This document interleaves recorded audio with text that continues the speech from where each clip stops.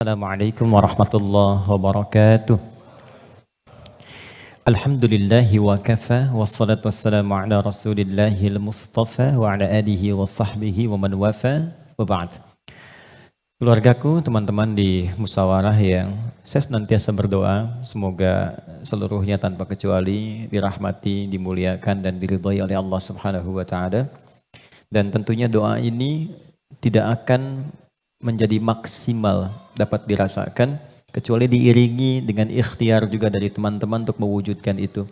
Ketika seorang ibu memohon kepada Allah, ya Allah jadikan anakku anak yang saleh, tapi anaknya tidak merespon itu untuk menunjukkan dan berikhtiar mendapat kesolehan, tentu tidak mudah doa-doa itu sampai meresap ke dalam jiwa.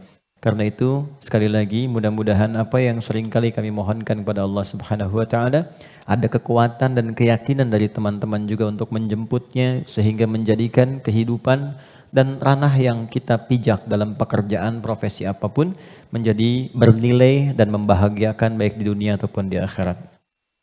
Teman-teman sekalian, pertama saya mohon maaf barangkali ada sedikit penyesuaian waktu dan penyesuaian tampilan karena saya dari hari Kamis berada di Bandung membersamai beberapa masyayikh dari luar, tokoh-tokoh dunia dalam satu kegiatan yang disiapkan untuk tingkat global.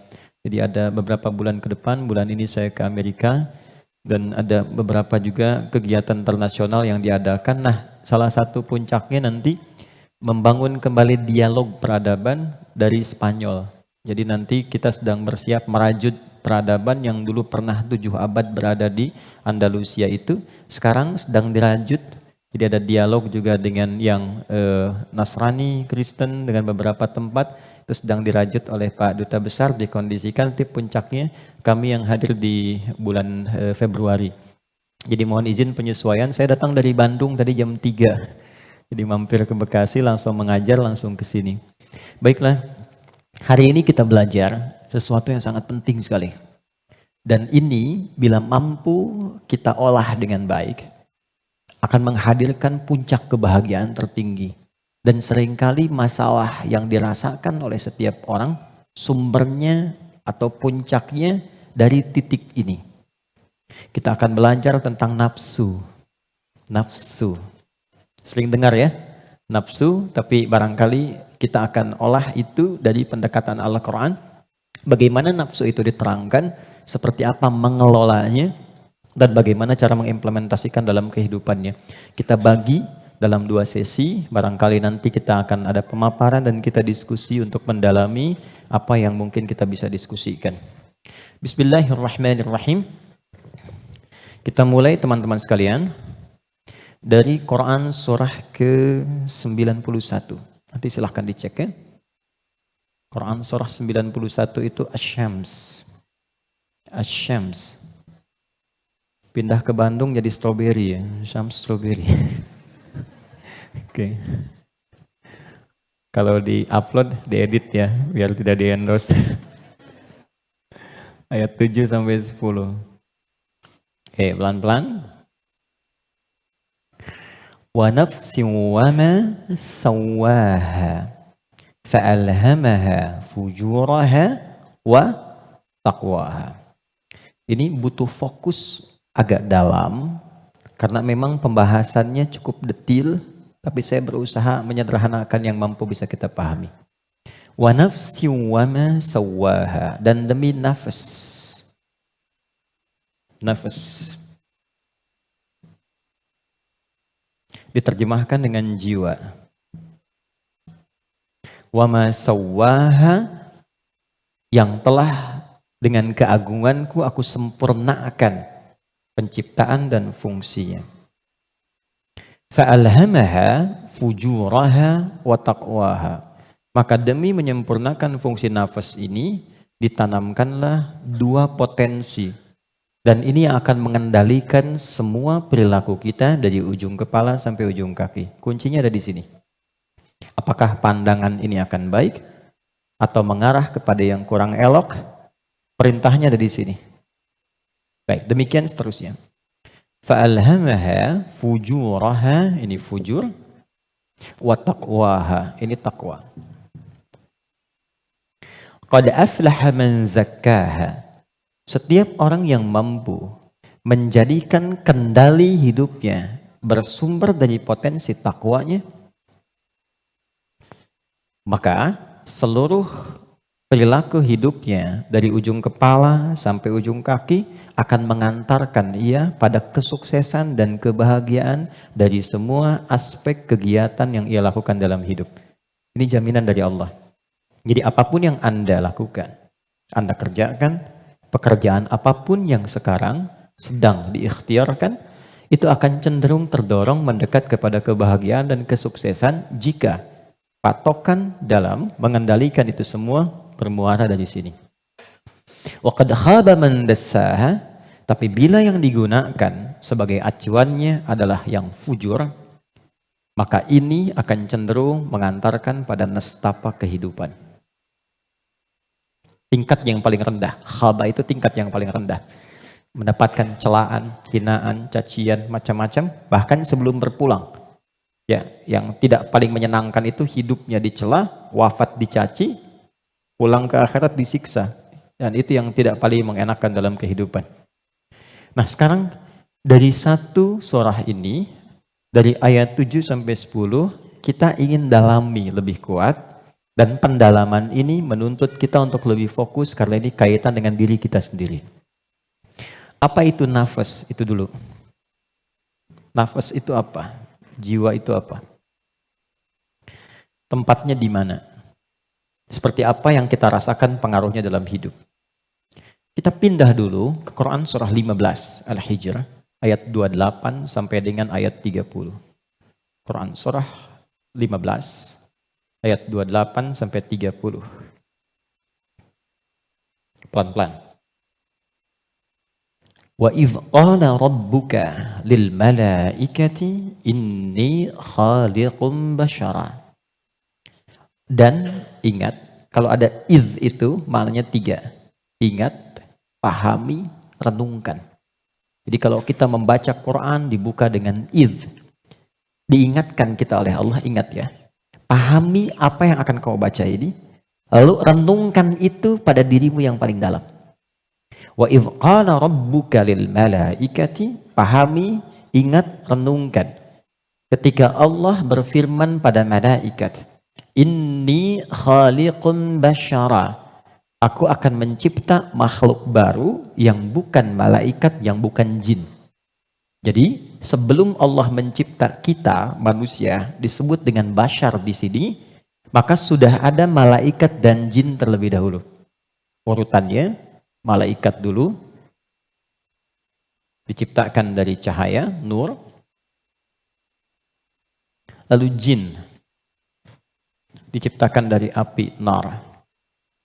Ya, baru kemudian kita manusia, basyar. Karena itu ayat manusia 28, ayat tentang jinnya 27-nya. Jadi kalau Anda lihat ayat 27 di Quran surah 15, wal janna khalaqnahu ya min qablu min naris samum. Sebelum manusia ada jin dulu urutannya diciptakan. Nanti jin ini sebagiannya ada yang tinggal nanti dengan malaikat di alam langit, tapi di alam tersendiri dari 7 lapis itu tidak sampai ke bagian atas. Nanti ada yang tinggal berkehidupan di dunia, yang kelak fungsinya akan digantikan oleh manusia menjadi khalifah di bumi. Nah, yang tinggal di alam langit ini, itu yang dulu disebut dengan Azazil namanya. Jin yang sangat taat, rajin ibadah, sampai diagungkan itu Azza. Oleh malaikat disebut nih hebat nih, ibadahnya banyak, maka disebut dengan Azazil. Cuma nanti kisahnya, ketika manusia diciptakan dan akan menempati posisi sebagai khalifah di bumi, jin yang terlihat taat ibadah ini ternyata memiliki kecemburuan yang tinggi sampai membangkang perintah Allah.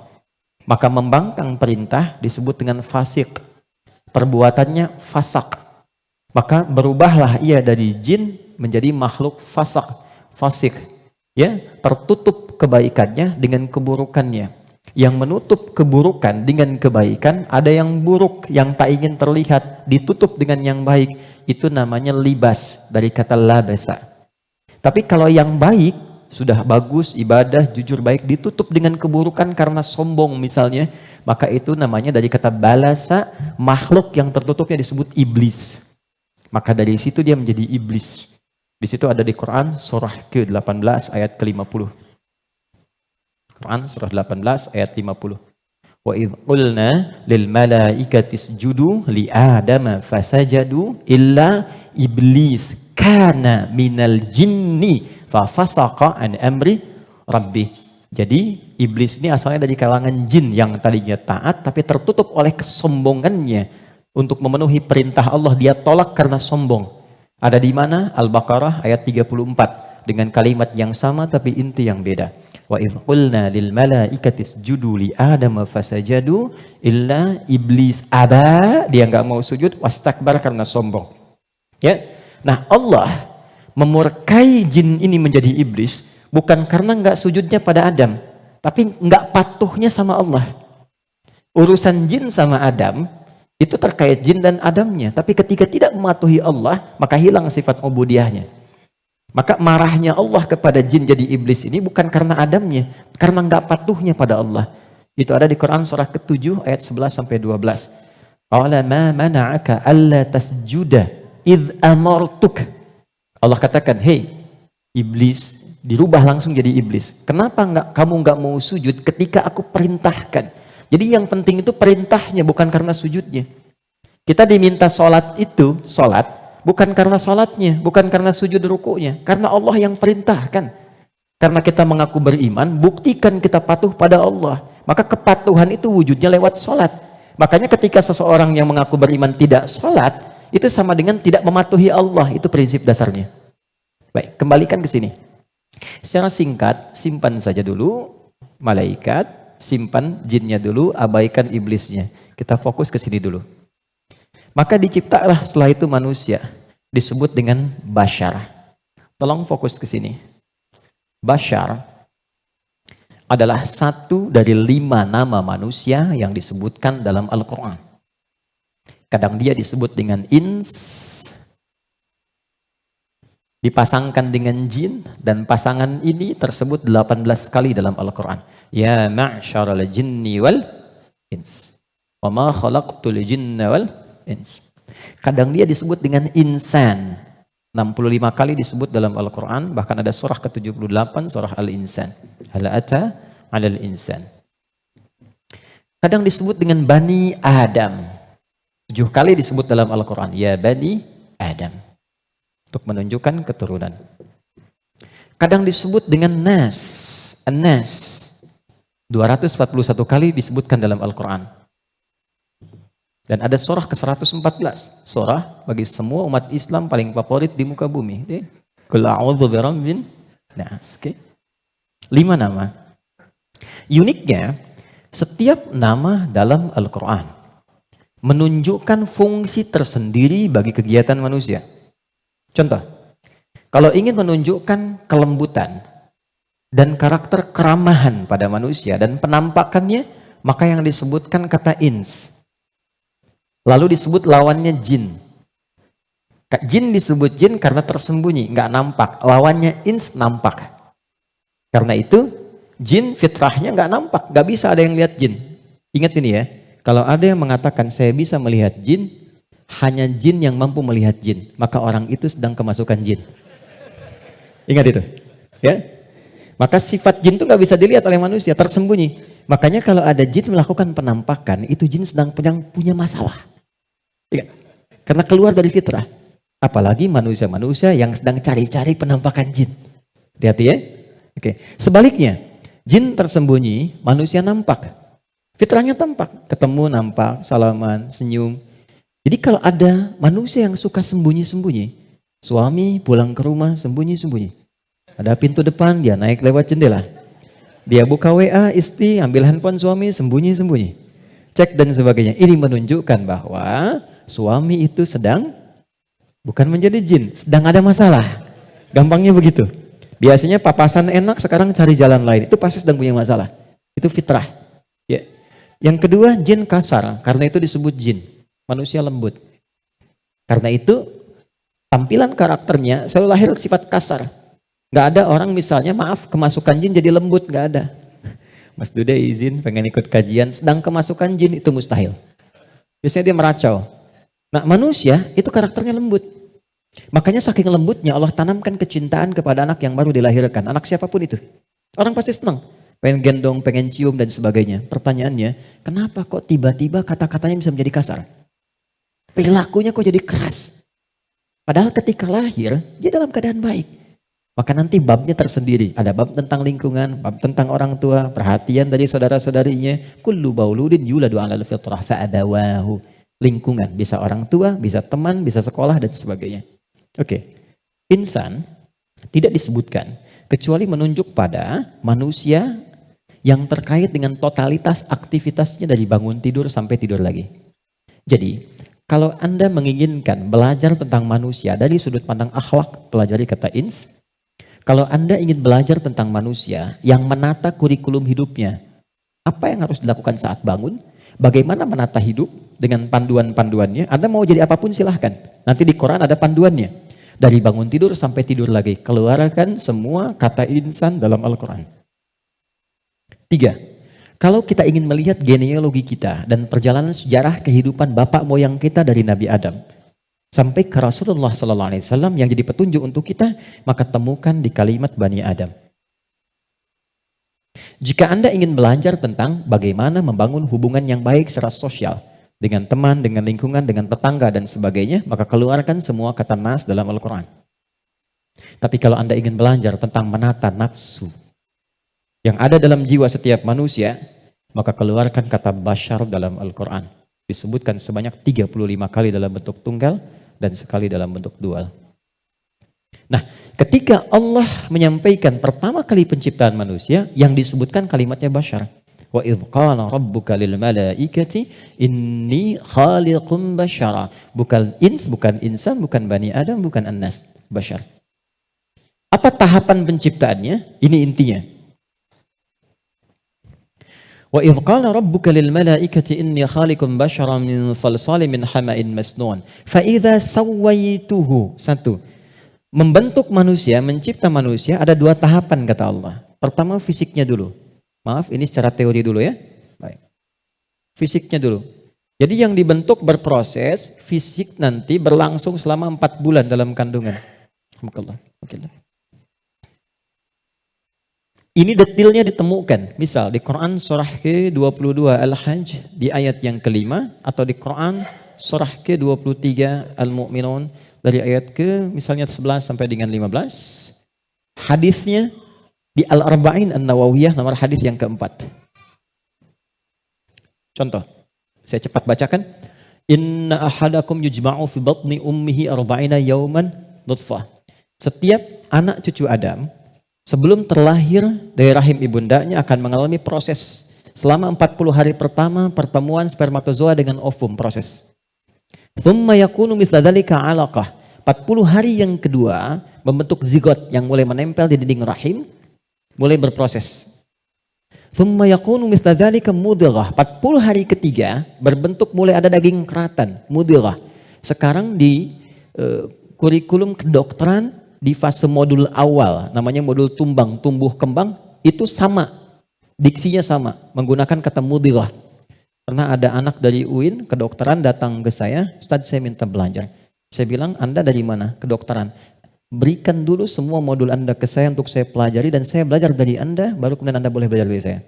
Maka saya temukan di antara modulnya ada kata mudghah di dalamnya.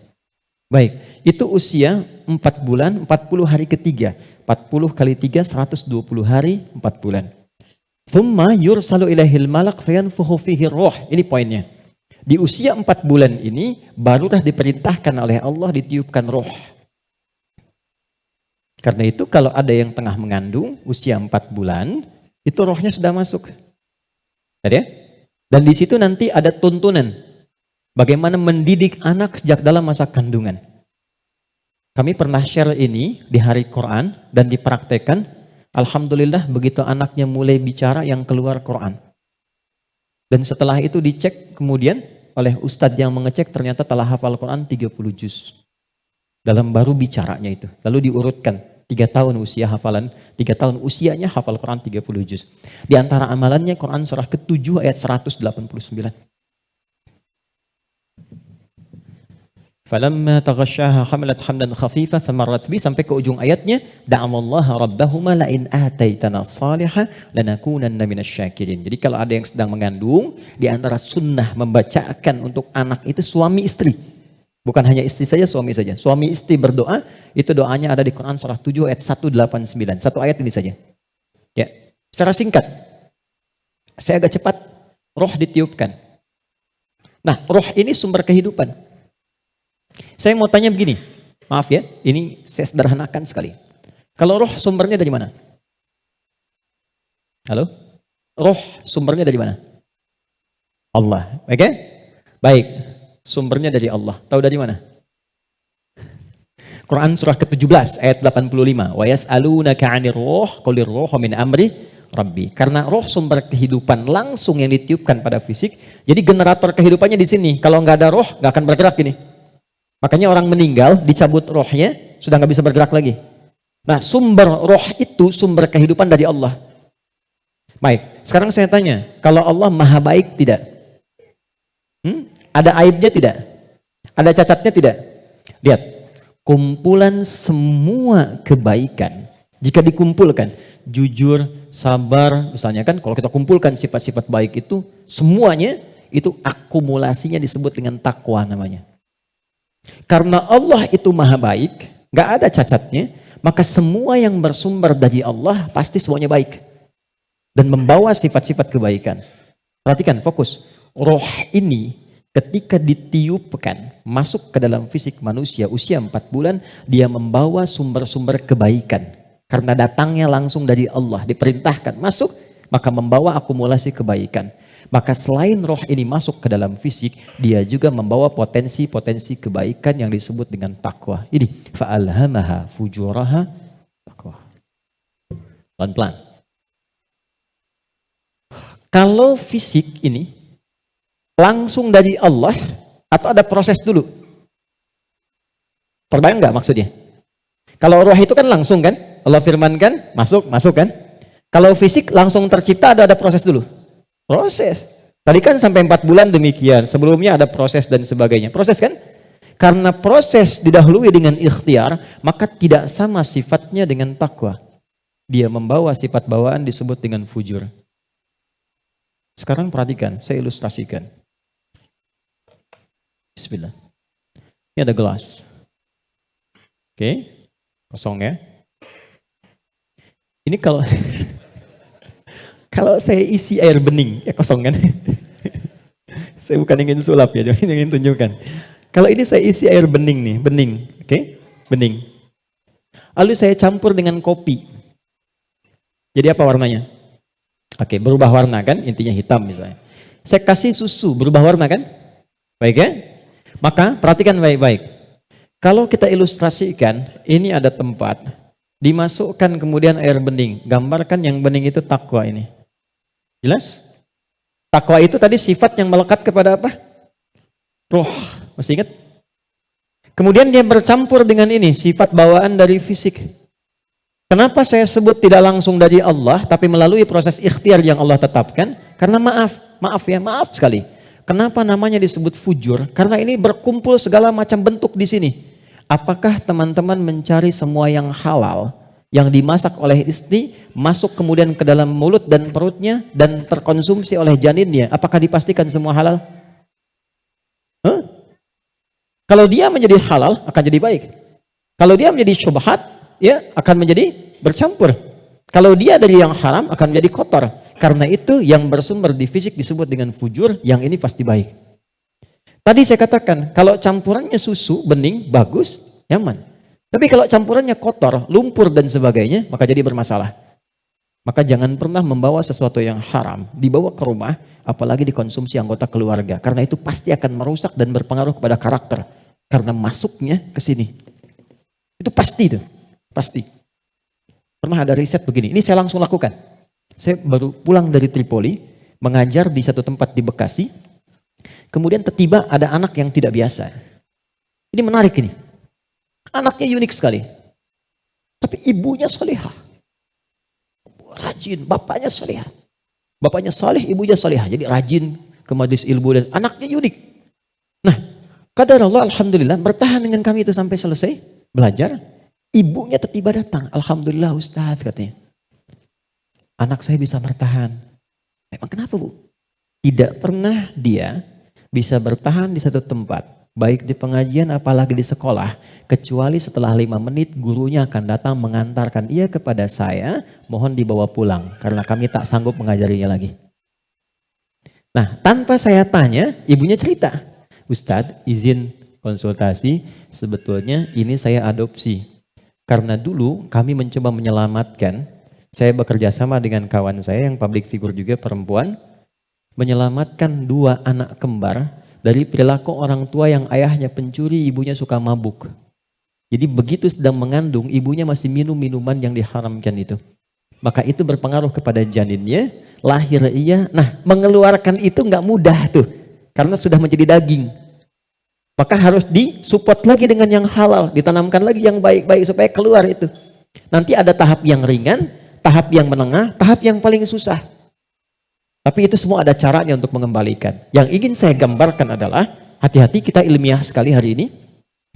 Ini bawaan dari gabungan fisik sifatnya fujur, yang ini roh membawa sifat takwa. Karena takwa yang bening bercampur dengan fujur, maka merubah keadaan roh. Yang tadinya murni seperti biasa, karena roh membawa sifat takwa, nyampur jadi ini, bercampur dengan fujur. Maka merubah nama roh kemudian menjadi nafas. Pelan-pelan, pelan-pelan. Kalau roh saja yang dibawa sifat takwa, udah pasti baik tuh. Tapi karena dia bercampur dengan ini, yang bahannya banyak tuh, ya, dan sifat fujur, maka berubah nanti. Dari sifat yang takwa ini bercampur dengan fujur, merubah nama roh saat masuk ke dalam tubuh, berubah menjadi nafas. Dari sini diserap ke dalam bahasa Indonesia menjadi nafas. Ya, maka dikatakan seseorang bisa bernafas ketika rohnya masuk. Tapi dalam keterangan Al-Quran bukan cuma bisa nafas, di situ akan tergabung takwa, potensi yang dibawa oleh roh sebagai sumber kebaikan. Di sini ada fujur, potensi yang dibawa oleh fisik. Ya, yang kadang-kadang menjadi lawan daripada sifat kebaikan. Pelan. Sampai di sini bisa dipahami? Artinya apa? Artinya, maaf, di dalam diri kita ini, siapapun manusianya, pasti ada potensi kebaikan. Ini sifat dasar manusia itu baik. Itu sifat dasarnya. Nggak ada yang nggak baik. Makanya, maaf, sepencuri-pencurinya pencuri, sebetulnya hatinya menolak. Ketika akan mencuri, pasti hatinya menolak itu. Itu salah. Karena itu pencuri nggak mau dicuri. Coba kalau 3 orang mencuri, yang satu misalnya menyembunyikan hasil curiannya, maka bosnya akan berkata, maling kamu. Padahal mereka baru maling gitu kan? Ya, oke. Pelan-pelan ya. Jadi singkatnya, di dalam diri kita terkumpul semua potensi kebaikan yang dibawa oleh roh. Dan saat yang bersamaan, ada potensi yang dibawa oleh fujur dari fisik. Ada di sini, ini lawannya. Nah, yang menarik begini, ini potensi takwa ini, akumulasi semua kebaikan, kita sebut dengan sumber positif, gini. Yang ini, didesain oleh Allah sebagai lawannya, kita sebut kutub negatif, begini, fujur.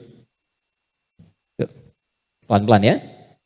Dan ini sudah menjadi hikmah kehidupan. Apapun yang bisa bergerak, akan selalu ditemukan positif dan negatif. Anda beli robot-robotan pakai baterai, pasti ada kutub positif dan negatif kan? Ya kan? Proton dan neutron. Dalam proton nanti ada neuron dan macam-macam, ada partikel, ada atom dan sebagainya. Jelas ya? Ini semua hukumnya sudah begitu. Ini hukum kehidupan. Tapi kaitan dengan diri kita, ini yang harus kita sadari. Saya turunkan ke sini untuk lebih mudah. Nafas. Di sini ada takwa. Semua kumpulan sifat baik, jujur, rendah hati, kemudian sabar, dan seterusnya. Saat yang bersamaan, di sini ada lawannya, sifat fujur. Jadi kalau teman-teman di sini menemukan jujur, di sifat fujur itu ada dusta. Kalau di sini ada rendah hati, di sini ada sombong. Kalau di sini ada sabar, di sini ada sifat amarah yang berlebihan, pemarah. Nah, kita mesti menyadari setiap manusia itu punya potensi jujur, tapi saat yang bersamaan punya potensi dusta. Dia punya potensi rendah hati, tapi saat yang bersamaan dia bisa sombong. Nah, yang paling menarik adalah bagaimana kita bisa mengendalikan ini sehingga yang keluarnya selalu yang baik. Dan yang ini bisa kita tutup, bisa kita tekan sehingga tidak muncul ke permukaan. Nah, inilah inti pembahasan kita yang akan kita turunkan. Saya ingin fokuskan betul pada apa yang akan saya terangkan saat ini. Jadi yang barusan muqaddimah ya. Sekarang kita mulai ke intinya. Saya ingin berikan penjelasan dari akarnya dulu supaya kita paham tentang diri kita. Jelas sampai di sini? Halo? Jelas ya? Oke. Yuk kita lihat. Kembali ke Quran surah Asy-Syams ayat 7 sampai 10. Wa nafsin wa ma sawwaha, dan demi jiwa nafas yang telah aku sempurnakan, kata Allah penciptaannya. Fa'alhamaha fujuraha wa taqwaha. Maka diilhamkan pada nafas ini ada dua yang seakan berlawanan, yaitu fujur dengan bawaan ini dan takwa sifat baik. Sekarang lihat rumusnya. Qad aflaha man zakkaha. Qad, saya berikan gramatikal bahasa Arabnya dulu. Qad harfut tahqiqin wa taukidin. Huruf tahqiq yang menjamin sesuatu. Taukid yang menegaskan satu hukum. Cara menerjemahkannya, qad aflaha, aku jamin, kata Allah. Dan aku tegaskan, orang yang mampu menata zakat, menata nafasnya dengan baik, maka hidupnya akan cenderung sukses dan bahagia. Apapun pekerjaannya. Baik, kalau Anda buka terjemahan, zakat itu diterjemahkan dengan menyucikannya. Qad aflaha man zakkaha. Ini kuncinya. Jadi kalau kita ingin menata qalbu, menata nafas, maka caranya dengan zakat. Zakah menyuci. Saya tanya ke akhwat ya, teman-teman. Kalau menyuci itu membuang bajunya atau kotorannya? Oke. Saya tanya ke teman-temannya ikhwan yang pria. Sekali lagi saya pastikan. Menyuci itu membuang bendanya atau menghilangkan kotorannya? Kotorannya. Baik. Sekarang saya tanya pada semuanya. Kalau tidak kotor, mungkin nggak dicuci? Huh? Halo? Kalau tidak kotor, mungkin nggak dicuci? Baik, baik. Sekali lagi, yang ketiga, yang terakhir. Jadi adanya kotor itu untuk menunjukkan yang bersih atau untuk mengotori pakaiannya? Ayo, bingung sekalian nggak apa-apa. Manfaat kotor itu, kotor, untuk menunjukkan yang bersih atau untuk mengotori pakaiannya? Bukan, yang mengotori itu andanya, gitu kan?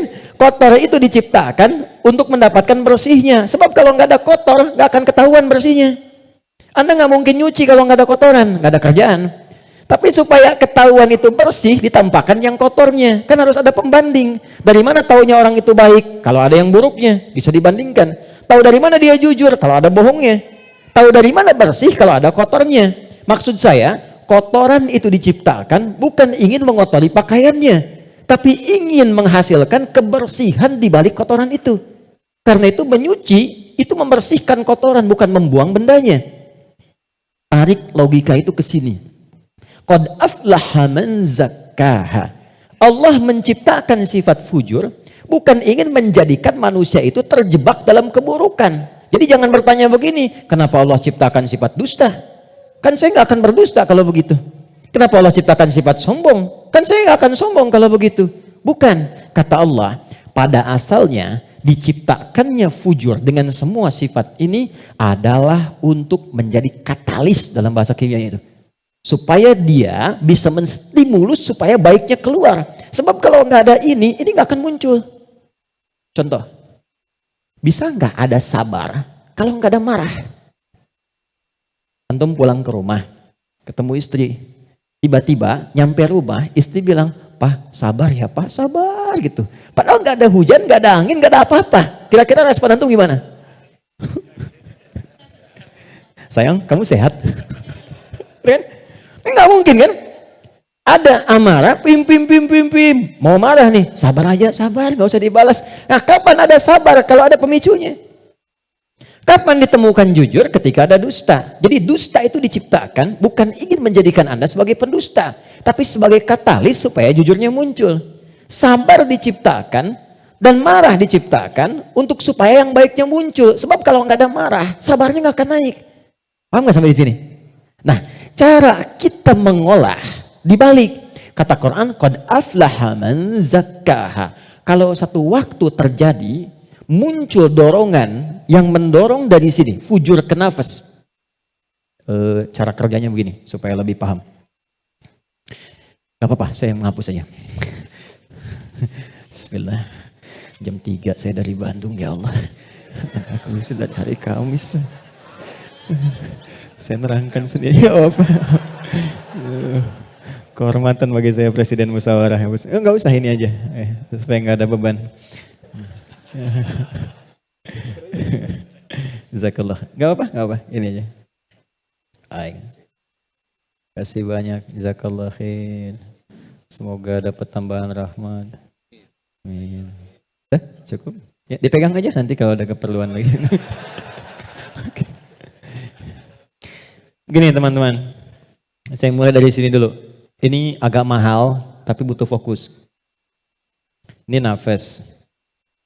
Nafas itu inti jiwa nih di sini. Kelihatan ya? Intinya di sini. Di dalam inti ini ada lagi turunan tadi. Saya kebawahkan dulu, di takwa, semua sifat baik. Yang ini fujur. Ini lawannya. Nafas itu adanya di dalam kolbu. Kolbu begini.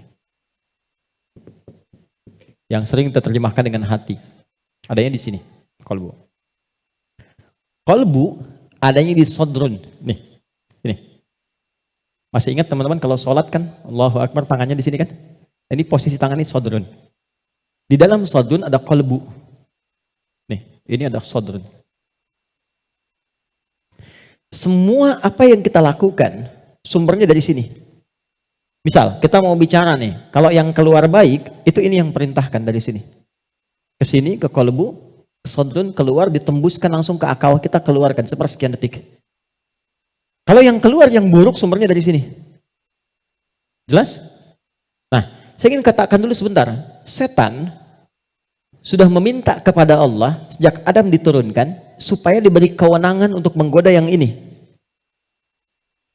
Itu nanti ada di surah An-Nisa di ayat yang ke-118. Dari ayat 116 sampai 118. La'anahullah wa qala la'attakhidanna min ibadika nasiban mafruḍa. Ketika dia dilaknat oleh Allah, dia berkata, ya Allah izinkan aku menggoda satu bagian dari manusia. Maksudnya yang ini. Di sini sumber keburukan nih. Dalam bahasa Arab, buruk itu disebut dengan su namanya. Su, gini. Pelan-pelan. Nah, setan menggoda, memprovokasi dengan halus. Memprovokasi dengan halus itu bahasa Arabnya was-was. Waswasa yuwaswisu. Halus sekali. Dia masuk lewat sini. Sodrun. Jamaknya sudur. Jamak dari sodrun sudur. Karena manusianya banyak. Di Quran surah ke-114. Alladhi yuwaswisu fi sudurin nas. Dia menggoda ke sini, ke kolbu, ke sini. Alih-alih bicara yang baik, dia katakan keluarkan yang kasar. Tak sadar keluar. Begitu keluar bentuknya dalam bentuk perbuatan, maka keluar namanya su, kata-kata yang kotor, kata-kata su. Karena ini melewati nafas, nih, kan dari nafas nih. Tidak dilihat fujurnya, yang dilihat nafasnya.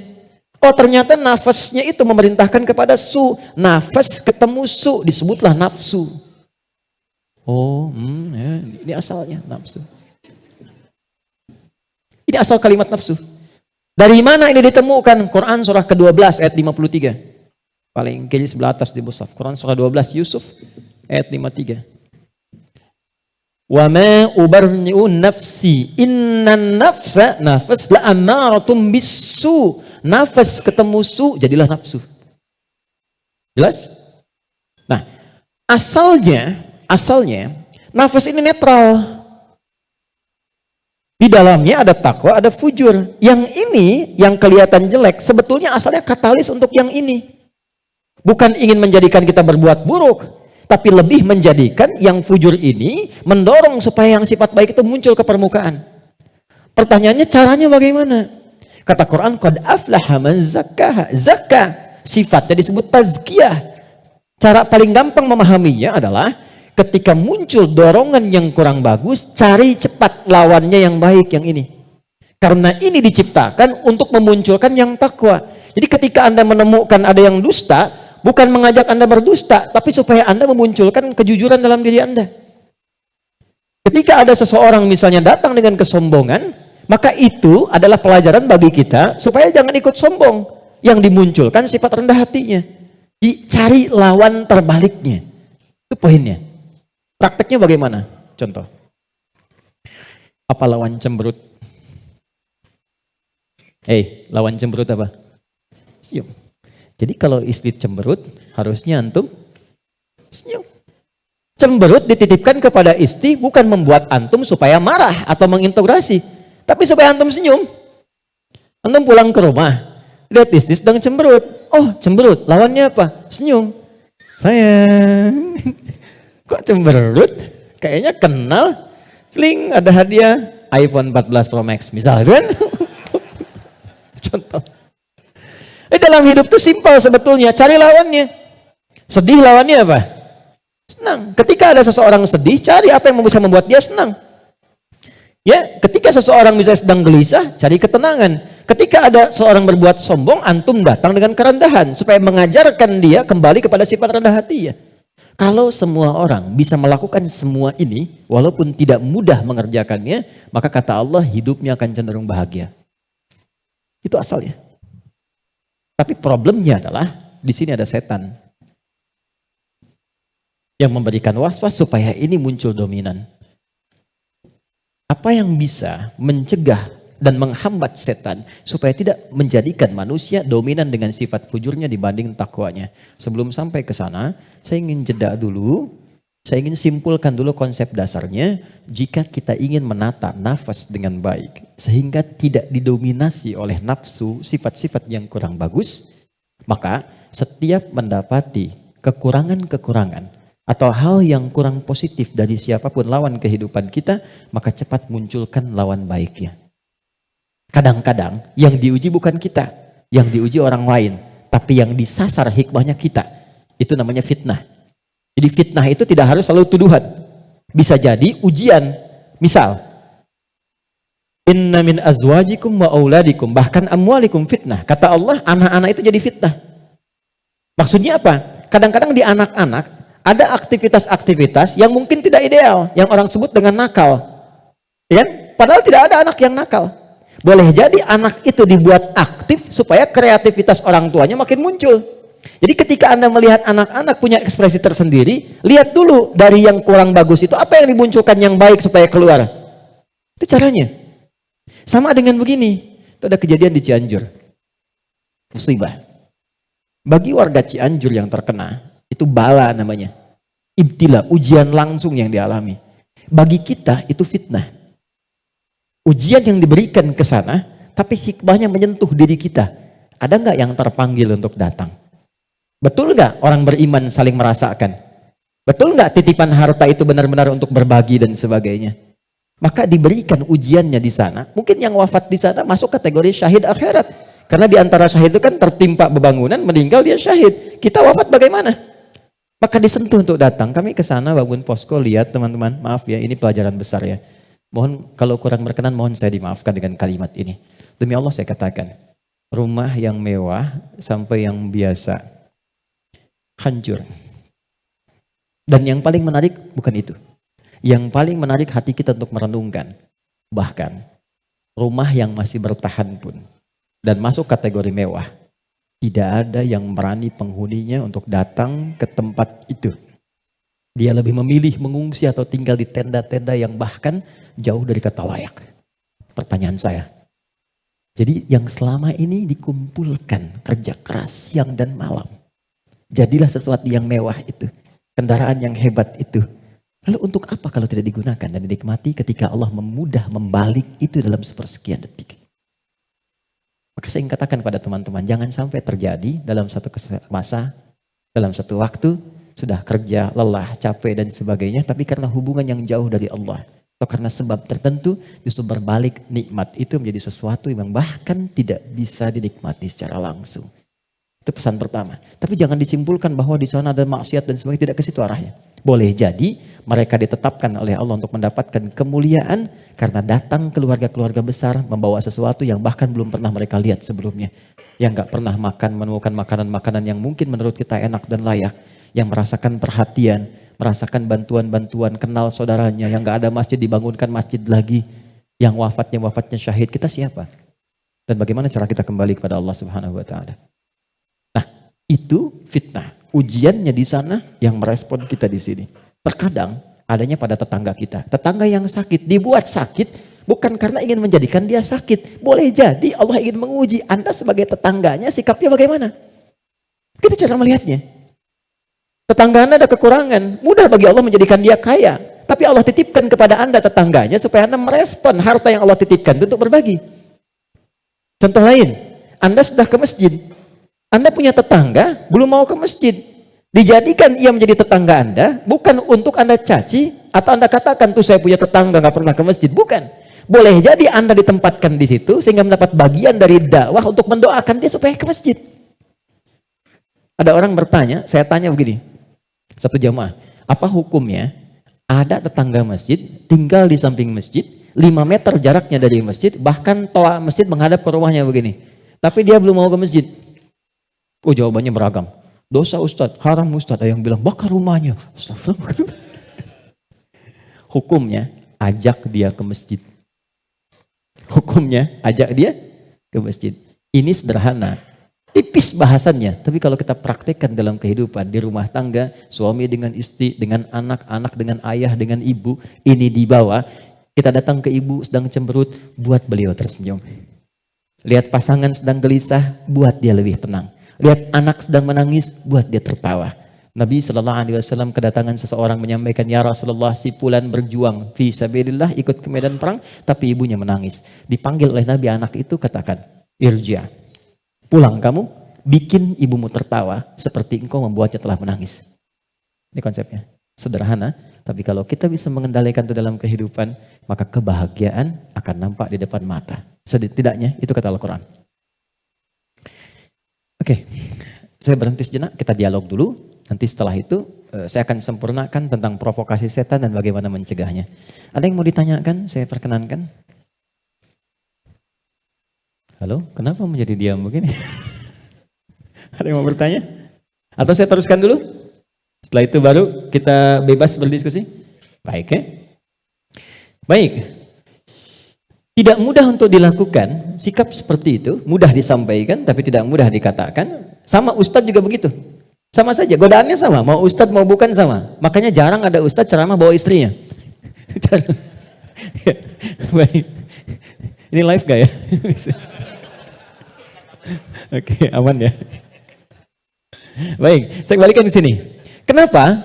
Karena sama, ada setannya. Ini poinnya. Ada setannya. Ini yang sudah berjanji kepada Allah, berkomitmen maksudnya. Pokoknya selama manusia hidup, siapapun itu dan apapun statusnya, dia pasti memberikan waswas, menggoda lewat sini supaya ini ditekan. Ya, supaya takwanya ditekan, yang naik yang ini, yang buruk-buruknya. Maka bagaimana cara mencegah godaan-godaan setan itu sehingga kita manusia tidak terbawa dalam nuansa provokasi setan, sehingga bertransformasi dari pribadi yang lembut ini berubah menjadi pribadi yang kasar, yang kotor tindakannya dan sebagainya. Maka yang pertama kata Al-Quran, teruskan ayatnya, waqad khaba man dassaha. Ingat ya, kalau sifat fujur itu diperturutkan, diikuti, dusta diikuti, sombong diikuti, jadi perilaku jadi sombong, belum apa-apa sudah mulai pamer, sudah macam-macam dan sebagainya. Perhatikan, khab, pikirkan dulu kata Allah kalau mau sombong, pikirkan kalau ingin dusta, pikirkan kalau ingin berbuat hal-hal yang buruk. Khab, muaranya, ujungnya pasti kehinaan. Ini. Jadi sebelum berbuat sesuatu yang menyimpang, kalau Anda ingin berkata kotor, pikirkan dulu. Karena ketika itu keluar, Anda akan terhina, kata Allah. Anda akan terhina. Kalau bukan ada yang di hadapan, orang lain yang akan tergerak untuk menghinakan itu. Karena itu tidak sedikit orang yang mengeluarkan kata-kata kotor dalam kehidupan, terekspos kemudian, bukankah dirinya menjadi rendah? Mau sombong, bagi dirinya mungkin hanya ingin menampilkan kerja keras saja. Tapi ketika ditampilkan dalam bentuk sombong, diikuti provokasi ini, maka apa yang terjadi? Khab. Kata Allah, ujung-ujungnya pasti ini, terhina hidupnya. Entah itu mendapatkan celaan, entah itu mendapatkan cacian. Jadi semua bentuk keburukan yang dialami oleh manusia itu kembali kepada perilakunya. Dan pada akhirnya adalah mengikuti bisikan-bisikan yang disampaikan oleh setan. Jadi yang pertama kali, kalau terfikir sesuatu yang buruk, langsung kata Allah pikirkan, maaf ya, hei jangan kerjakan. Kalau tidak, kamu akan terhina di ujung. Maaf sekali lagi, maaf. Seseorang ketika berbuat korupsi misalnya, dia merasakan akan mendapatkan sesuatu yang besar. Tapi Quran menasihati jangan lakukan, karena kamu akan terhina. Betapa itu terbukti ketika dia diketahui. Entah itu KPK, kejaksaan atau polisi menangkap dan seterusnya. Perhatikan, apa hukuman yang didapatkan dalam kehidupan sosialnya? Cacian, makian, celaan. Dan yang paling dahsyat, bukan hanya orang yang melakukan, sampai anaknya dapat bagiannya. Padahal tidak pernah mengerjakannya. Keluarganya mendapatkan bagiannya, padahal tidak pernah melakukannya. Karena itu, masuk kepada yang kedua. Nahnu narzuqukum wa iyyahum, atau nahnu narzuquhum wa iyyakum. Ada dua ayat. Kaidah-kaidah perilaku dan rizki ada yang terwariskan. Yang kedua kata Allah, kalau kamu merasa bisa menanggung kehinaan pada dirimu, pikirkan keluargamu. Contoh, Anda mengatakan saya belum menikah Ustadz, tapi Anda kan punya ayah, punya ibu. Jadi kalau Anda berbuat sesuatu yang buruk, orang tua Anda akan kena. Anda berbuat maksiat, terjebak dengan perbuatan buruk, menggunakan benda-benda yang haram misalnya, atau mencuri atau macam-macam, waliyadzubillah. Dilakukan itu, diketahui, diekspos di publik, bukan punya Anda, bukan hanya Anda, ibu Anda akan kena, ayah Anda akan kena. Karena itu kata Quran, sebelum Anda berbuat yang kurang baik sebagai anak, pikirkan dulu orang tua. Jadi kalau merasa sebagai anak saya akan menanggung itu nggak apa-apa, pikirkan orang tua Anda. Apa tega ibu yang telah mengandung, melahirkan, merawat, mendidik, ayah yang penuh dengan peluh, merawat Anda, menyayangi Anda, menemani Anda saat tidur, tiba-tiba hanya mendapati keburukan yang dari Anda kerjakan. Mendapati limpahan keburukan dari hasil kreasi anaknya. Satu. Tapi kalau Anda orang tua, maka ingat anak dan keluarga. Saya sedih ya dapat beberapa informasi yang kadang-kadang dari instansi pemerintahan juga konsultasi. Salah satunya yaitu kok masih ada yang nekat berbuat seperti ini. Anda bisa bayangkan seorang bapak korupsi, anaknya dibully di sekolah sampai dia putus sekolah. Salah apa anaknya? Ibunya berbuat maksiat, ketahuan. Keluarganya yang kena. Suaminya yang hancur karirnya. Karena yang istrinya berbuat yang tidak bagus, berselingkuh, bergaul dengan pasangan yang lainnya, suaminya yang kena, suami yang kemudian diputus pekerjaannya, anak-anak yang kena bulinya. Jadi masuk yang kedua, ketika ada seseorang yang berpikir mengikuti provokasi setan, kata Allah, pikirkan keluargamu. Pikirkan anakmu. Yang ketiga, yang terakhir, pikirkan kematian, wafat. Jadi kalau sedang terdorong oleh nafsu yang diarahkan oleh setan untuk berbuat yang buruk, misal, maaf, ingin mencela orang, hanya sekedar bikin status. Coba bayangkan saat berbuat seperti itu, Anda diwafatkan oleh Allah Subhanahu wa Ta'ala. Apakah mau wafat dalam keadaan sedang berbuat maksiat? Sementara selama ini Anda sholat, Anda puasa, Anda zakat dan sebagainya. Tiba kemudian berbuat maksiat dan wafat dalam keadaan demikian.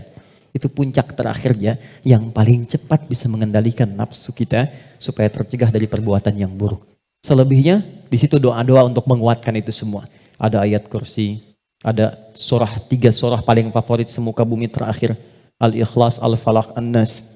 Ada istighfar dan lain sebagainya. Nah itu jalan-jalan yang bisa kita lakukan. Dan sebagai penutup, kalau sudah pernah terjebak berbuat seperti itu, bagaimana cara kembalinya? Ini ada jalan rel. Salah belok ke sini. Ingin balik lagi supaya ke jalan yang benar. Balik kembali. Kembali ke jalan yang lurus, yang benar. Untuk menempuh jalan yang lebih baik, dalam bahasa Arab disebut dengan taba sifatnya disebut dengan taubat.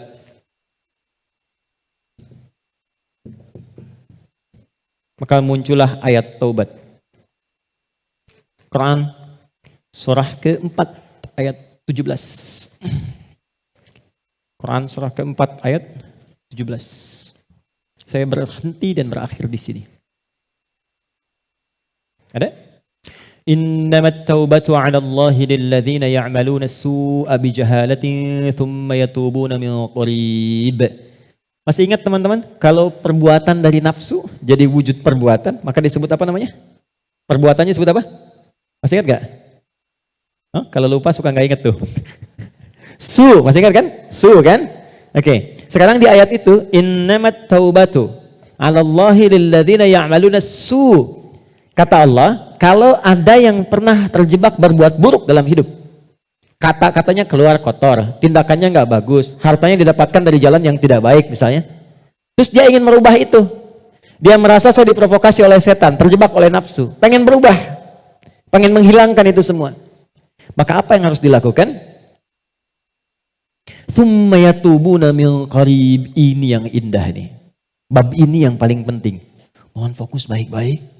Ini yang paling penting dan ini yang paling dahsyat yang bisa kita dapati saat ini. Tsumma yatubuna min qarib. Ini kalimatnya. Enggak perlu dihapus dulu, biarkan dulu saja. Nih, teman-teman gini. Kemudian saat dia sadar itu salah, dia bergegas ingin segera memperbaiki. Kalimat ini menjadi mahal karena ada informasi di dalamnya dan ini rahasia. Mohon dijadikan antara kita saja di hari ini ya. Perhatikan kalimatnya. Ternyata, maaf, seburuk-buruknya perbuatan yang pernah dikerjakan oleh manusia, rahmat Allah menjadikan setiap manusia itu selalu mendapat kesempatan cahaya untuk kembali. Karena itu, seburuk apapun perbuatan yang pernah dilakukan, pasti akan ada kilatan di hati kita yang mengingatkan, apa masih mau begini terus? Bisa nggak saya berubah? Pernah nggak merasakan itu? Ya, bisa nggak saya tahajud malam? Bisa nggak saya sholat? Sampai kapan saya mau begini? Nah itu yang mahal. Kadang-kadang datangnya lewat renungan, kadang-kadang datangnya lewat pandangan. Misal Anda pulang dari pekerjaan, kok tiba-tiba Anda lewat ke depan masjid yang banyak orang sedang menunaikan sholat. Tiba-tiba Anda lewat ke pesantren yang anak-anak kecil sudah bawa mushaf, pengen menghafal. Sedang melihat kan? Pertanyaan saya, kok bisa Anda lewat situ, padahal bisa melalui jalan yang lain? Itu kalau bukan sayang Allah, gak mungkin diberikan demikian. Kadang-kadang lewat pendengaran. Kadang-kadang pendengaran dan penglihatan. Pendengaran misal, ta'lim di masjid, Masjid Raya Pondok Indah, atau misalnya MRBJ di sini. Suara keluar, Anda lewat situ. Begitu Anda lewat, terdengar kalimat, bertobatlah kepada Allah sebelum kita semua wafat. Padahal kalimat itu ditujukan pada jamaah yang di dalam, tapi suaranya keluar, Anda yang dengar. Kok bisa Anda dengar itu gitu? Kadang-kadang pendengaran dan penglihatan. Anda pengen lihat YouTube, ngecek yang lain, tapi yang keluar pengajian. Yang paling dahsyat jawaban dari pertanyaan Anda selama ini. Nah, itu yang dimaksudkan. Kalau Anda mengalami momentum seperti itu, kata Quran, cepat ambil. Karena Allah sedang memberikan kasihnya secara langsung tanpa campur tangan siapapun. Biasanya, kalau dalam kondisi seperti itu disambut oleh seorang hamba, maka muncullah rahmat Allah pada saat itu yang akan langsung merubah hamba itu menjadi kekasih Allah Subhanahu wa taala. Makanya tidak sedikit orang menjadi kekasih Allah. Kekasih itu maksudnya sangat dekat dengan Allah sampai doa pun baru minta udah dijawab. Siapa di antara mereka aulia Allah itu? Rata-rata ada di antara mereka yang tadinya pelaku maksiat. Terus merasakan nikmatnya taubat, meningkat ibadahnya, dan sekatnya seakan-akan menjadi jauh, terpisah, lepas dari dirinya, nyambung ke Allah begitu cepatnya, doanya cepat terjawab, zikirnya terasa dengan nikmat. Itulah aulia Allah. Nah, jadi yang ingin saya katakan adalah, kalau satu kali berbuat salah, terfikir, kemudian ada kilatan di hati kita, di pikiran kita, atau mendengar atau melihat sesuatu, mengarahkan kita untuk bertobat, cepat ambil itu. Cepat ambil. Itu yang dimaksud Quran surah ke-29 di ayat yang terakhir. Walladzina jahadu fina lanahdiyannahum subulana. Setelah itu, sesali perbuatan yang pernah dikerjakan, minta ampun pada Allah. Kalau terkait dengan manusia, minta maaf. Datangi. Dan jangan merasa sungkan. Jangan merasa sungkan. Kenapa berani berbuat salah tapi tidak berani meminta maaf? Datangi, minta maaf. Apapun yang ia lakukan, kata-kata dan sebagainya, tidak akan pernah mengambil hak Anda. Tidak akan mengambil kesempatan Anda, waktu Anda, tapi membebaskan semua sekat yang ada dalam jiwa kita. Tapi kalau orang lain yang salah, maafkan dulu. Memaafkan orang itu akan menghilangkan sekat dalam diri kita, sehingga tidak pernah memikirkan dia lagi. Tapi tidak menyelesaikan persoalan dia dengan Allah. Jadi tetap dia dihisab oleh Allah sebelum dia minta maaf pada kita. Ini nggak ada ruginya. Paham ya? Karena itu, kalau ada kilatan di pikiran kita mengajak untuk bertobat, cepat respon, sesali perbuatan itu, berjanji tidak mengulangi, dan mengganti dengan perbuatan baik. Apa tandanya taubatnya diterima? Tandanya semua perbuatan yang jelek yang pernah keluar dari lisan, dari mata, dari telinga sampai ujung kakinya, misal, maka berganti menjadi perbuatan baik. Itu tandanya hamba itu diterima taubatnya oleh Allah Subhanahu wa taala. Saya tutup dengan hadis Nabi sallallahu alaihi wasallam. Innallaha idza ahabba 'abdan ibtalah. Allah kalau mencintai seorang hamba maka mengujinya. Kadang-kadang di antara ujian itu, kalau manusia tidak bisa memanagenya, ada yang mengantarkan pada sifat-sifat buruknya. Maka muncullah keterangan yang kedua langsung dari Al-Quran. Innallaha yuhibbut tawwabina wa yuhibbul mutatahhirin. Allah sangat mencintai pelaku maksiat yang mau bertobat dibandingkan dengan orang soleh yang tidak pernah merasa salah. Ingat ya, Allah sangat mencintai pelaku maksiat yang mau bertobat dibandingkan orang soleh yang tidak pernah merasa salah. Silahkan bikin status. Itu dari Al-Quran. Oke ya, saya kira itu yang bisa saya lakukan, saya sampaikan. Mudah-mudahan ada manfaat yang bisa didapati. Sekarang kita buka berapa menit ke zuhur? 20 menitan. Oke. Maksudnya saya ingin luaskan memang karena kemarin kesempatan kita diskusi sangat sedikit sekali. Kita punya 24 menit ke zuhur, silahkan. Dan saya tolong diingatkan karena saya tidak bawa jam ya. Baik, kita buka sekarang, boleh bertanya baik sesuai materi ataupun barangkali hal yang ingin didiskusikan. Kami perkenankan. Baik, terima kasih Ustadz Adi Hidayat atas segala ilmu yang diberikan. InsyaAllah bermanfaat. Dan kita doakan semoga Ustadz selalu dalam keadaan sehat, Amin. Keluarga sehat. Insya Allah kita semua juga terus bisa mengisi umur kita dengan menambah ilmu insya Allah. Baik teman-teman yang dirahmati Allah, silahkan yang ingin bertanya, satu dari laki-laki, satu dari perempuan, silahkan ya. Waduh, Masya Allah, ini dari Semarang nih. Silahkan, Ustadz Yunus.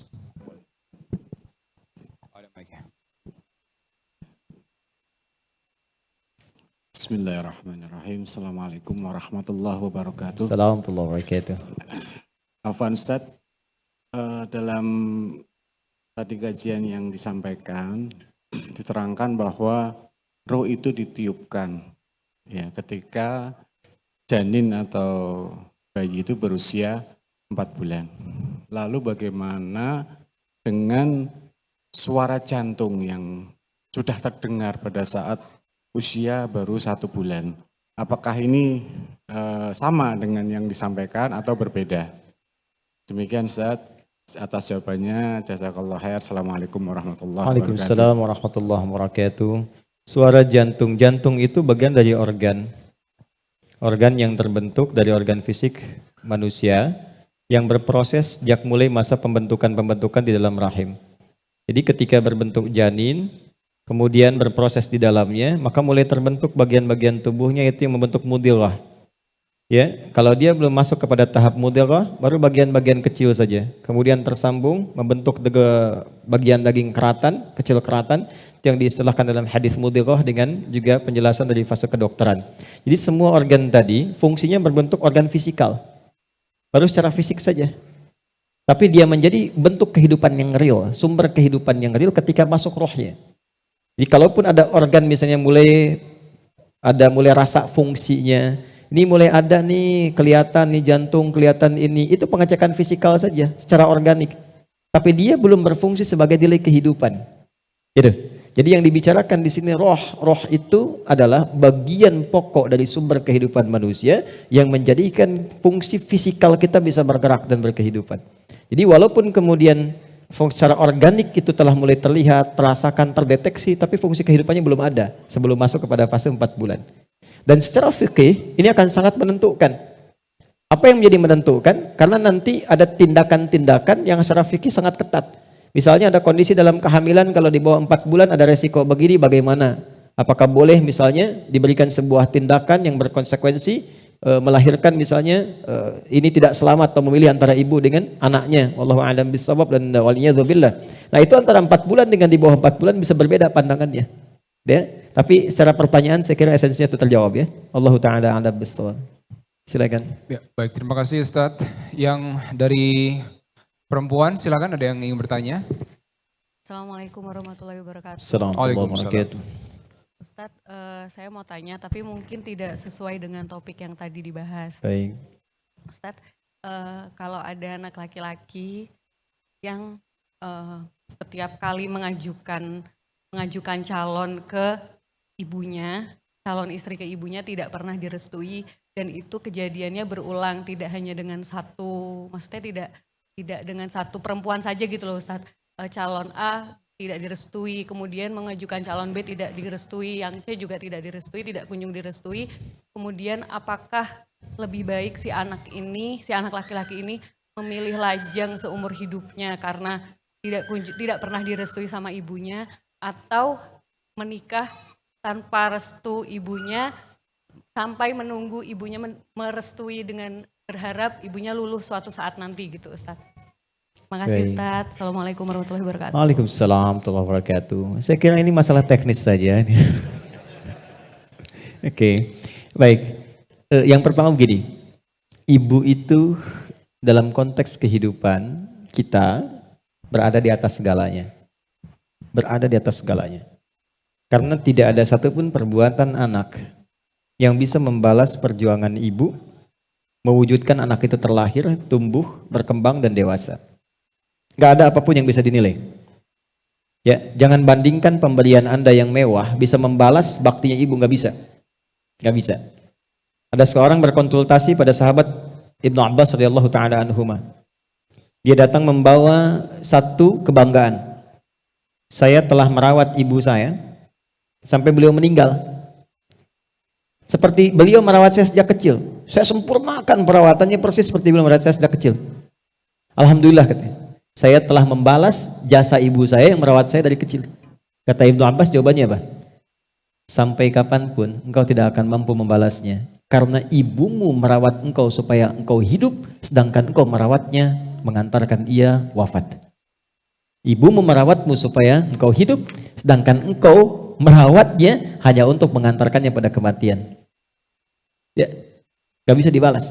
Karena itu kalau kita melihat ayat-ayat Quran terkait dengan ibu, itu sifatnya ketaatan, kepatuhan, kasih sayang, doa, curahan, limpahan pahala. Wa qadha rabbuka alla ta'budu illa iyyahu wa bil walidaini ihsana. Ayat yang di surah Al-Isra itu ditafsir kemudian di ayat lain. Di Quran surah ke-46 misalnya di ayat ke-15. Wa wassaynal insana biwalidayhi ihsana hamalathu ummuh kurha. Kami wasiatkan pada semua manusia yang beraktivitas sampai sukses. Karena ayat ini akan berbicara tentang seorang anak yang sukses bahkan sampai usia 40 tahun. Kata Allah, ketika kamu sukses, yang harus kamu sayangi dan bagi kesuksesan itu pertama kali, ternyata yang disebut ibunya dulu. Ibunya. Bahkan kata Quran begini, maaf ya kalau bahasa bebasnya begini, barangkali engkau mengira kesuksesan itu engkau yang capai, tapi boleh jadi sahammu di situ cuma 30%. Ibumu yang menangis di setiap kesempatan malam memohon kepada Allah supaya engkau mendapatkan kesuksesan. Ayahmu yang serabutan bekerja, mencangkul, keriput, kerut, telinga dan sebagainya supaya engkau sukses di kemudian hari. Karena itu ketika seseorang sukses, bahkan dari syukur pertama kali di kalimatnya sebelum berbagi hartanya itu diikutkan orang tuanya. Qala rabbi auzi'ni an ashkura ni'mataka allati an'amta 'alayya wa 'ala walidayya wa an a'mala salihan tardah. Ya Allah, bimbing hamba untuk mensyukuri semua nikmat yang Engkau titipkan kepada hamba saat ini. Anda sukses punya rumah bagus, mewah, kendaraan baik, tampilan hidup enak. Berdoa ke Allah pengen syukur, diajarkan oleh Allah, ya Allah, bimbing hamba mensyukuri semua nikmat yang Kau titipkan ini dan kepada kedua orang tua hamba. Maksudnya apa? Bimbing hamba supaya bisa membagi kebahagiaan ini untuk orang tua hamba, yang mengarahkan hamba jadi seperti ini. Makanya ketika muncul ayat infak, Quran surah kedua ayat 215, ya, itu yang pertama kali dibagi itu orang tua dulu. Yas'alunaka madza yunfiqun qul ma anfaqtum min khairin falil walidain. Orang tua dulu. Jadi kalau teman-teman dapat honor dari kegiatan, dapat gaji, itu adabnya datang ke orang tua. Ibu, Mama terima kasih doanya. Ini aku terakhir, alhamdulillah. Yang Mama doakan itu berhasil. Mama, ini ada sedikit. Mah, yuk kita pergi umrah. Mah, begini. Pah, begini. Kalaupun sudah meninggal, Anda bersedekah atas namanya. Itu indahnya. Saya ingin terangkan dulu bagaimana ibu diposisikan secara terhormat oleh Al-Quran. Jadi jangan dipertentangkan dengan bagian keinginan anak yang seakan-akan nanti jadi pertentangan. Baru kita tarik kemudian kepada teknik tadi secara adab. Ada anak mengajukan, ditolak. Anak mengajukan, ditolak. Dan sebagainya. Maka apa yang harus dilakukan? Pertama mulai dari anaknya. Jangan mulai dari calonnya. Quran surah 16 ayat 125. Mana tulisannya hilang? Balik ya. Papan tulis boleh, asal jangan hati yang kebalik ya. Quran surah 6 ayat 125. Baik, ini ayatnya dulu. Nanti saya ceritakan kisah indah di balik ini. Ud'u ila sabili rabbika bil hikmati wal mau'izatil hasanati wajadilhum billati hiya ahsan. Jika ada orang yang belum mengerti dengan kita atau bahkan belum paham dengan petunjuk Allah, apalagi kalau itu misalnya dihadapkan dengan keluarga, apalagi orang tua, maka yang pertama, ud'u ila sabili rabbika bil hikmah, terangkan dengan cara yang bijak. Apa itu hikmah? Apa itu hikmah? Gambarannya begini. Saya mau tarik ke dalam dunia dialog dulu ya dengan orang tua. Teman-teman, dialog itu begini, ada lisan ke lisan, ada lisan ke pikiran, ada lisan ke hati. Kalau lisan ke pikiran jadinya diskusi. Tapi kalau lisan ke hati jadinya perasaan. Maka kalau ada orang yang merasakan terlampau dalam, maka masuknya jangan pakai pikiran, masuknya menggunakan perasaannya lagi. Karena hati hanya akan menerima bahasa hati.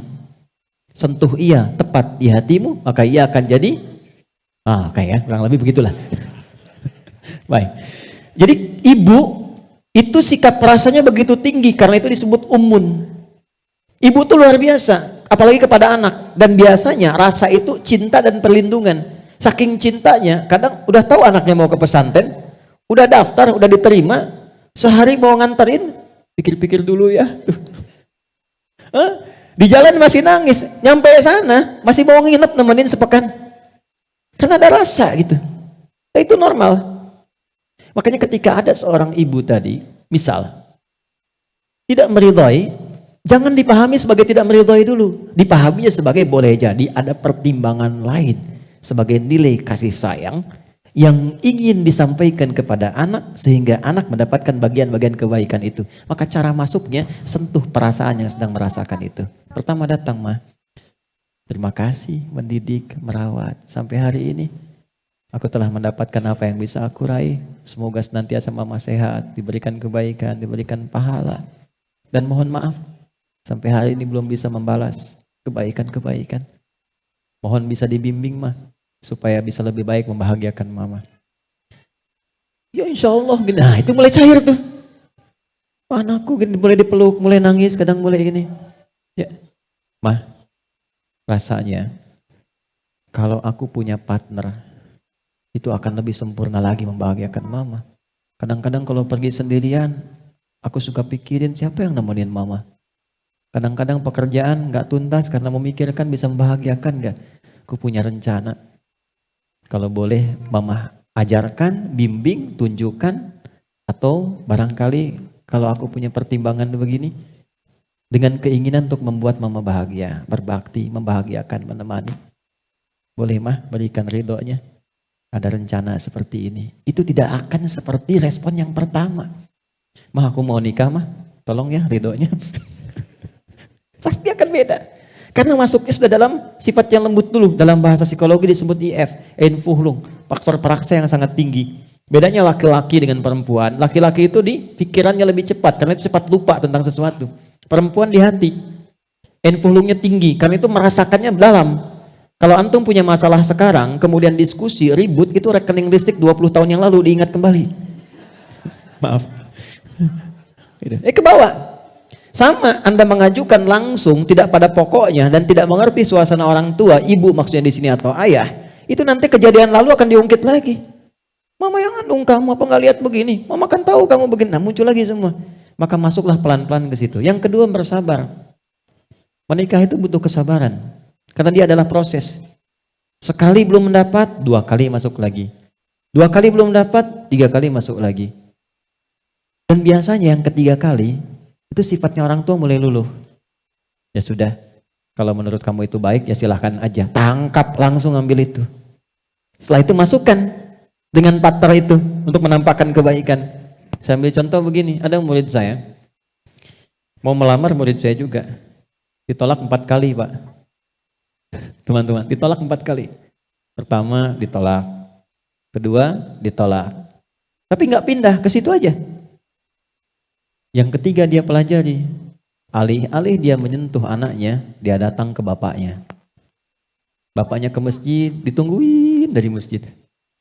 Sopan ke ayah, diantar sampai ke tempat beliau bimbing pesantrennya, berkhidmat kepada beliau. Besok-besok bukan anaknya yang nolak, bapaknya yang minta. Nak, sini, kayaknya bapak lihat anak itu baik, bermanfaat buat di sini. Nikah sama dia ya. Akhirnya anaknya nggak bisa nolak. Dan dia istikharah, ketemunya anak itu lagi. Itu yang kelima. Akhirnya dari yang kelima ini terjadilah kemudian surat undangan yang disampaikan kepada kami. Sama. Jadi maksudnya jangan cepat simpulkan dari penolakan pertama itu nggak dapat ridha. Tidak, kadang-kadang lebih banyak masalah teknisnya. Tapi kalau pertimbangan orang tua begitu matang dengan kondisi tertentu dan itu jelas masuk akal dan tahu bukan sekedar cinta tapi ada maslahat di dalamnya, maka ikuti petunjuk orang tua. Ketika orang tua sudah memiliki pertimbangan yang matang, benar dan ada maslahat di dalamnya. Ini penting sekali saya sampaikan karena terkadang ada beberapa yang dibenturkan dengan orang tua yang melihat, oh ini kan saya, ini kan yang akan menjalin pernikahan saya dan sebagainya. Dia tidak menghitung masa-masa ke depan yang sudah dilewati oleh orang tuanya. Sehingga apa yang terjadi? Ketika dia melakukan pernikahan pun, aib yang dia lakukan sampai kepada keluarga besarnya.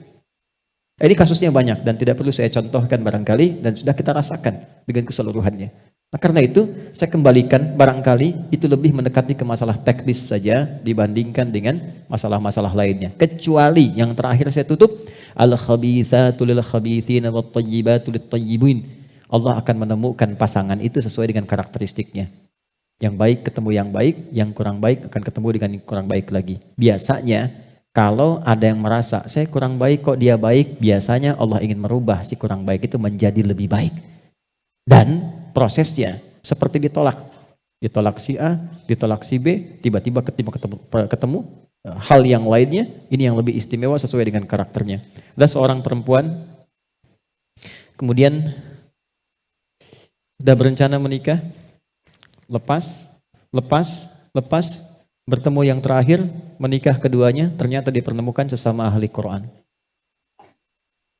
Dan Allah hanya menginginkan seseorang yang bisa mendukung kebahagiaan satu dengan yang lainnya. Karena itu, kalau sudah menikah, sudah punya pasangan, maka yakinkan itulah yang terbaik, yang ditanamkan kebahagiaan di dalamnya, maka saling mengisi. Kalau sudah berpasangan, jangan pernah sedikit pun memikirkan pasangan orang lain. Tapi fokuskan pada pasangan pribadi untuk mendapatkan kebahagiaan sejati itu. Ya. Kenapa? Oke, ada yang lain? Silakan. Satu lagi. Boleh, silakan. Assalamualaikum warahmatullahi wabarakatuh. Warahmatullahi wabarakatuh. Ustadz, sebenarnya ini titipan dari saudara saya pertanyaannya. Baik. Saya titipkan pada Anda nanti untuk menjawabnya. Oke. Jadi saudara saya ini mertuanya dulu merawat bayi laki-laki yang diterlantarkan di depan rumahnya. Sedangkan mertuanya waktu itu sudah punya 2 orang anak. Bayi tersebut masih memiliki ayah dan ibu kandung dan sempat mendatangi bertemu waktu usia bayi tersebut 3 tahun Ustadz. Tapi orang tuanya tidak mau dan sekarang bayi laki-laki itu sudah besar, sudah SMA. Tapi karena dulu dimanja, jadi tidak bisa mandiri dan sulit sekali diatur. Sedangkan mertuanya juga pas-pasan hidupnya. Pertanyaannya, Bagaimana hukumnya merawat anak laki-laki yang masih ada ayah dan ibu kandungnya jika tinggal di rumah saudara saya yang memiliki anak perempuan? Baik. Dan kedua, apakah mertuanya mendapatkan pahala dan dosa dari anak tersebut? Terima kasih Ustaz. Baik. Yang pertama, posisikan semua apa yang kita alami sebagai ujian dari Allah Subhanahu wa taala. Itu dulu. Di balik ujian itu ada dua hal yang sangat mahal. Yang pertama, melatih karakteristik kita untuk lebih baik. Biasanya setiap menemukan kesulitan, effortnya kan lebih kuat ya. Terus di balik effort itu ada kreativitas. Makanya kalau di Jepang, di Eropa dan sebagainya, di perusahaan itu bahkan sering bikin kasus sendiri. Supaya dengan studi kasus itu memunculkan kreativitas yang lebih tinggi. Dengan pendekatan itu, dibawa ke psikologi kehidupan. Jadi apapun yang kita alami dalam kehidupan, tidak mungkin kita mendapatinya kalau Allah nggak tetapkan. Ingat itu. Ma asaba min musibatin fil ardi wala fi anfusikum illa fi kitabin min qabli an nabra'aha. Jadi apapun yang kita alami itu sudah pilihan Allah untuk kita jalani. Itu dulu. Terima dulu dengan sabar, di balik itu ada hikmah. Nanti hikmah itu di ujung akhirnya baru kita tahu, oh ternyata ini maksudnya. Oh ternyata ini arahnya. Nabi Muhammad SAW ketika beliau mengadopsi Zaid sebagai putranya pada masa itu, maka turun ayat. Ya, maka turun ayat. Ayat itu melepaskan nasab Zaid kepada Rasulullah SAW dan mengembalikan nasabnya kepada ayahnya. Ternyata ketika turun ayat itu menjadi tuntunan adopsi. Bagaimana cara mengadopsi seseorang? Ya, maka ada aturannya. Apa di antara aturan itu? Misal, yang pertama, kalaupun merawat seorang anak, dalam istilah sekarang mengadopsi misalnya, dan masih ada orang tuanya, maka tidak kemudian boleh dinasabkan anak itu kepada orang tua yang mengadopsinya, tapi tetap dinasabkan kepada orang tua asalnya. Satu, dari segi nasab. Misal, saya mengadopsi seorang anak namanya Ahmad. Nggak bisa dikatakan Ahmad bin Adi. Atau perempuan saya adopsi misalnya namanya Fatimah. Saya tidak katakan Fatimah binti Adi, tidak. Tetap kepada orang tua asalnya. Itu kaidah pertama. Yang kedua, kalau orang tuanya masih hidup, tidak dilakukan kecuali atas persetujuan atau izin kedua orang tuanya. Dengan kondisi-kondisi tertentu. Misal, tadi karena keterbatasan ekonomi, karena kesulitan dan sebagainya, atau karena ada kondisi-kondisi tertentu yang menyulitkan ia dirawat oleh orang tua aslinya. Maka kemudian dititipkan, tapi harus ada seizin dari orang tuanya. Baik ya? Sehingga tidak menghadirkan fitnah di masa depan. Dua. Yang ketiga, menjaga hukum-hukum syariat. Apa di antaranya? Contoh, hubungan anak itu tadi disebutkan laki-laki. Kemudian di dalamnya, di tempat dia tinggal ada perempuan. Tentu bukan mahram. Ya. Tapi status anak itu, apakah dia sudah balik atau belum? Kalau anak itu belum balik, maka aksesnya bisa lebih luas. Tidak ada masalah. Bahkan bisa jadi anak sepersusuan. Dengan catatan misalnya, si ibu tempat dia tinggal tadi sempat memberikan bagian dari ASI misalnya, nah, lalu lantas bisa terminum oleh anak itu. Ada yang mengatakan 3 tetesan, ada yang mengatakan asal dia bisa mendapatinya sudah mahram biradha'ah. Jadi di situ walaupun laki-laki bisa nanti menyentuh ibunya, bisa salaman dengan saudari sepersusuannya. Kecuali batas-batas tertentu yang memang harus ditutup. Tapi kalau dia tak sempat melakukan itu atau sudah dewasa, maka batas syariatnya itu dibatasi. Seperti orang lain yang bertamu di rumah, sekalipun itu anak adopsi. Misal, kalau keluar dari ruangan bertemu, hijab dipakai untuk perempuan. Ya, dia tidak punya akses ke tempat-tempat yang memang khusus di situ, misalnya ada aurat yang terbuka. Kalau ini kemudian diterapkan dalam kehidupan seperti kasus tadi, maka tidak menjadi masalah. Dia kemudian dirawat, dijaga. Tapi persoalannya ketika menerima itu untuk dirawat dan diadopsi, maka melekatlah tanggung jawab di dalamnya. Apa di antara tanggung jawabnya? Mendekatkan ia kepada Allah, merawat ia dengan baik, memberikan kebutuhan pokoknya, mengarahkan ia mendapatkan pembinaan dan pendidikan yang baik. Apa hasil yang didapatkan kalau bisa mengerjakan ini? Maka, maaf, ini kaidah sangat penting dalam Al-Quran. Orang-orang yang mampu merawat orang lain, walaupun bukan dari rahim atau keluarga asli ya, maka Allah akan menjaga anak-anaknya di kemudian hari untuk dirawat oleh siapapun sepeninggalnya. Inilah sebabnya diantaranya kita didorong untuk merawat anak yatim, du'afa dan sebagainya. Feedbacknya apa? Satu saat ketika kita meninggalkan anak-anak di kemudian hari, anak itu yang akan diperkenankan dirawat oleh Allah melalui orang-orang lain, hamba-hamba pilihannya. Jadi saya ingin katakan, bagi saya tidak ada persoalan di dalam apa yang ditanyakan tadi. Kalau memang diputuskan ingin merawat, jaga hukum-hukum tadi, tidak ada dosa di dalamnya. Tapi kalau sekiranya keberatan untuk merawat itu, maka solusinya adalah yang pertama, datangi secara bijak kepada kedua orang tuanya. Mungkin kalau lebih ringan bisa dibantu misalnya pembiayaannya sehingga tidak merasakan kesulitan di situ, atau dihubungkan kepada teman-teman yang bisa membantu suasana merawat anak itu. Atau yang terakhir barangkali, kalaupun tidak ada jalan keluarnya, bisa mencarikan solusi dari teman-teman yang mampu mengatasi persoalan yang dimaksudkan. Jadi kalau saya lebih melihat menjaga nilai hukumnya. Apa hukumnya tadi? Dia tidak berdosa sepanjang menjaga nilai-nilai yang tadi disebutkan. Saya kira itu ya. Allahu ta'ala alam bisawab. Dan yang terakhir saya ingatkan sebelum saya tutup jawaban tadi, mohon kepada yang mengadopsi pun mesti hati-hati. Hati-hati dalam dua hal. Satu, pergaulan di dalam rumah kalau bukan mahram itu betul-betul dijaga, jangan sampai jadi madarat. Niatnya mengadopsi tapi ternyata terbuka aurat-aurat atau interaksi yang tidak dibenarkan.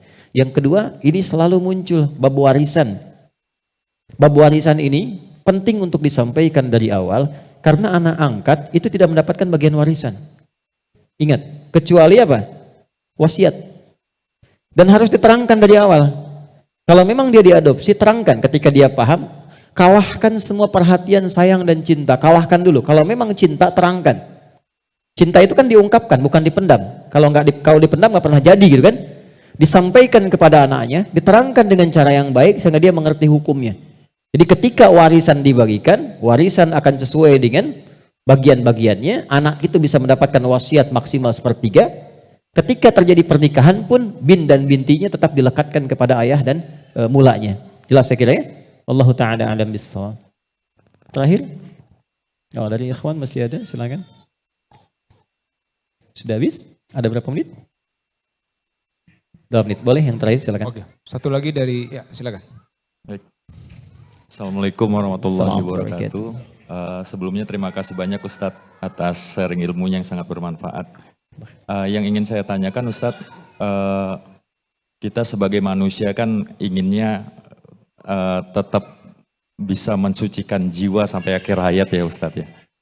Sampai kita menghadap lagi ke Allah gitu. Nah, kalau saya analogikan kepada langsung pertanyaannya saja ya, dalam waktunya singkat. Ya, ibadah apa yang bisa kita rutinkan Ustadz agar kita bisa mempunyai kemampuan untuk terus mensucikan jiwa Ustadz? Baik, Ya. saya langsung jawab. Ibadah yang digunakan, yang bisa dilakukan untuk mensucikan jiwa. Pertama jawabannya zikir. Zikir itu kaitan langsung dengan jiwa dan pusatnya ada di qalbu. Dalilnya Quran surah ke-13 ayat ke-28, ala bizikrillahi tatma'innul qulub. Yakinkan dengan meningkatkan zikir kepada Allah akan menenangkan hati. Ketenangan itu lekat kepada kesucian, kebaikan, kemurnian. Karena itu orang-orang yang bersuci, bertaharah itu ujungnya adalah ketenangan. Dan puncak semua ibadah itu adalah zikir. Salat disebut dengan zikir. Quran surah ke-20 ayat 14, wa aqimis salata lidzikri. Doa puncaknya zikir. Quran surah ke-7 ayat 205, wa ud'u rabbakum ketika wa udhkur, ya, sebut nama Rabb, wadhkur rabbaka fi nafsika tadarruan wa khifatan wa dunal jahri minal qaul. Kemudian bacaan setelah salat disebut dengan zikir. Subhanallah, alhamdulillah, Allahu akbar. Quran surah ke-4 ayat 103, fa idza qadaitumus salata fadhkurullah. Baca Quran disebut dengan zikir. Quran surah ke-15 ayat ke-9, inna nahnu nazzalna dzikra wa inna lahu lahafidhun. Jadi kalau Anda misalnya menginginkan amalan-amalan spesifik, silahkan dipilih di antara itu. Ya, saya sarankan ada satu amalan yang kalau Anda kerjakan itu cepat pengaruhnya kepada hati. Baik mensucikan ataupun membimbing kita pada kebaikan. Amalannya disebut istighfar. Waktunya dilakukan menjelang subuh. Ya, jadi kalau misalnya habis tahajud, sekarang subuh jam 4:06 misalnya. Ya, Anda tahajud 5 menit, 15 menit sebelum subuh. Jam 4 kurang seperempat lah misalnya. 4 kurang seperempat atau 4 kurang 10, Anda tahajud dari setengah 4, selesai 4 kurang 10, maka di situ diisi dengan istighfar. Waktu singkat menjelang fajar itu disebut dengan sahar namanya. Nah, waktu ini sangat dicintai oleh Allah. Kalau ada orang istighfar di waktu itu, maka Allah akan merespon langsung dengan menghapuskan semua keburukannya, membuat keadaan dirinya bersih dan dekat dengan Allah. Itu ada di Quran surah ke-51 ayat 18. Wabil ashari hum yastaghfirun. Ada di waktu sahar orang yang sangat memperbanyak istighfar kepada Allah. Itu akan digolongkan dengan 4 golongan utama yang lain. Ahli istighfar di waktu sahar itu disamakan dengan 4 golongan lain di Quran surah ketiga ayat ke-17. As-sabirina was-sadiqina wal-qanitina wal-munfiqina wal-mustaghfirina bil ashar. Nanti ciri keberhasilan Anda istighfar itu, pertama Anda khusyuk dalam ibadah. Yang kedua senang berbagi. Yang ketiga Anda sabar dalam berkehidupan. Ya, kemudian yang keempatnya tadi lekat dengan amal saleh. Saya kira memulai dengan satu amalan itu saja, istighfar sebelum subuh. Ya, kurang lebih 15 menit sebelum fajar. Wallahu taala a'lam bissawab. Saya kira cukup ya. Ya, Ustaz. Akhir. Afwan ya, saya jawab terpisah atau terakhir satu saja singkat dan padat karena dari tadi angkat tangan. Ya, silakan. Assalamualaikum warahmatullahi wabarakatuh. Assalamualaikum. Nama saya Ian. Actually, I'm a mualaf Alhamdulillah. since 2016, and then currently, trying to do my best for the mualaf center. Pertanyaan untuk mualaf, Pak. Ya. Izin. Kenapa jadi mualaf itu tidak ada dosa? Itu saja saya, Pak. Baik. Pertama saya turut mendoakan. I pray to Allah Subhanahu wa taala, may Allah bless you all of your time until you coming back to Allah Subhanahu wa taala, and also for all of us. Saya bermohon semoga Allah senantiasa membimbing, merahmati Anda dan kita semua sampai kita kembali pada Allah Subhanahu wa taala. Yang kedua, singkat saja pertanyaannya. Kenapa seorang mu'alaf itu ketika memutuskan masuk Islam tidak dianggap semua dosanya atau digugurkan seluruh kesalahan dan dosa-dosanya? Sederhana. Karena kalimat asyhadu an la ilaha illallah wa asyhadu anna Muhammad Rasulullah yang diucapkan oleh orang yang belum beriman dan memasuki pintu gerbang iman, maka kalimat itu sekaligus membuka lembaran baru dan menghapuskan semua yang telah berlalu. Dan akan dihitung semua hisab itu setelah mengucapkan kalimat asyhadu an la ilaha illallah itu wa asyhadu anna Muhammad Rasulullah. Saking tingginya kalimat itu di hadapan Allah, maka yang pertama kalimat itu bisa menggugurkan semua dosa-dosa dan belum dihitung sebetulnya dalam kalkulasi dosa. Dihitungnya sebagai kesalahan dalam kemusyrikan total. Jadi nggak ada hitungan pahala, nggak ada hitungan dosa karena semua kegiatannya nggak ada nilainya di sisi Allah. Di kalimat syahadat yang diucapkan menjadikan hidup dia lebih bernilai, baru memiliki nilai di hadapan Allah. Karena dia baru punya nilai, yang lainnya nggak dianggap, maka semua kosong. Ketika kalimat diucapkan asyhadu an la ilaha illallah wa asyhadu anna Muhammadar Rasulullah dianggap kosong, jadilah kertas putih yang mulai diisi dalam berkehidupan. Maka semua amal Anda ketika masuk Islam akan mulai dihitung ketika mengucapkan asyhadu an la ilaha illallah wa asyhadu anna Muhammadar Rasulullah. Seakan lembaran baru yang menutup semua yang lainnya. Jelas ya? Sedangkan bagi kita yang telah bersyahadat atau menjaga syahadat dari sejak kandungan dan terlahir, maka amalnya sudah terhitung sejak dia mulai terlahirkan dari orang tuanya dan mulai dihisab sejak dia masuk masa balignya. Maka berbahagialah bagi yang telah masuk Islam, pertahankan. Berbahagialah bagi yang baru masuk Islam bermu'alaf karena mulai dibuka jalan hidup dan hilang semua yang buruk yang belakang. Dan jika ada yang telah masuk Islam melakukan kesalahan, berbahagialah karena kita diberikan jalan tobat untuk menghapuskan semua itu. Sehingga adillah Allah bagi yang telah berislam dan bagi yang baru masuk Islam, sama-sama dosanya bisa digugurkan dan masuk dalam nilai kebaikan. Saya kira itu yang bisa saya sampaikan. Kita berdoa kepada Allah Subhanahu wa taala, mudah-mudahan doa kita bisa dikabulkan dan mendapatkan nilai kebaikan sisi Allah Subhanahu wa taala. Allahumma taqabbal minna innaka antas sami'ul alim wa tub 'alaina innaka antat tawwabur rahim. Allahumma arhamna ya arhamar rahimin. Ya Allah, mohon rahmati siapapun yang ada di ruangan ini atau yang mungkin bersambung bersama kami dalam kebaikan. Rabbana la tada' lana fi maqamina hadza wa fi kulli maqamin dhanban illa ghafarta. Ya Allah, mohon jangan biarkan ada satupun di antara kami yang hadir saat ini kecuali Engkau ampuni segala dosa-dosanya. Wala hamman illa farajtah. Jika ada yang merasakan kegelisahan, jangan biarkan ia pulang kecuali Engkau telah tenangkan keadaan hatinya. Wala asiran illa yassartah. Jika ada yang mengalami kesulitan dalam hidupnya, maka mohon ya Allah ringankan dan hilangkan semua kesulitannya. Rabbana atina fid dunya hasanah wa fil akhirati hasanah wa qina adzaban nar. Wa sallallahu ala sayyidina Muhammad wa ala alihi wa sahbihi ajma'in. Wa akhiru da'wana alhamdulillahi rabbil alamin. Assalamualaikum warahmatullahi wabarakatuh. Kang?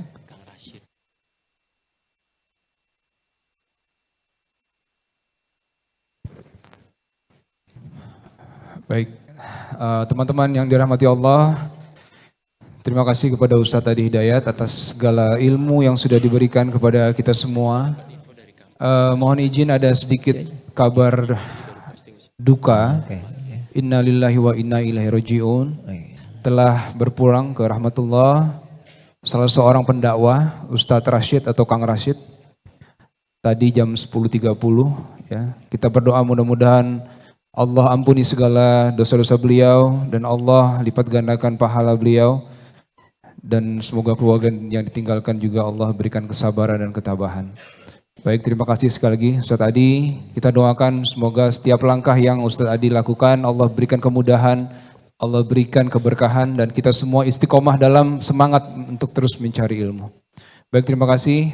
Kita tutup dengan doa kafaratul majelis. Subhanakallahumma bihamdika asyhadu an la ilaha illa anta astaghfiruka wa atubu ilaik. Assalamualaikum warahmatullahi wabarakatuh.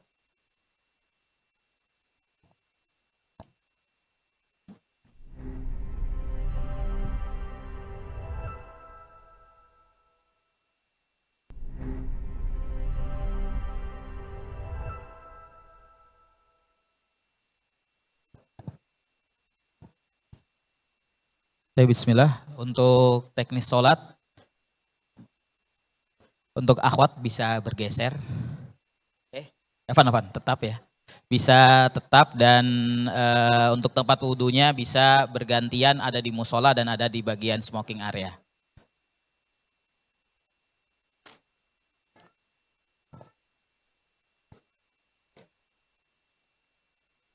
Langsung bisa menyiapkan soft.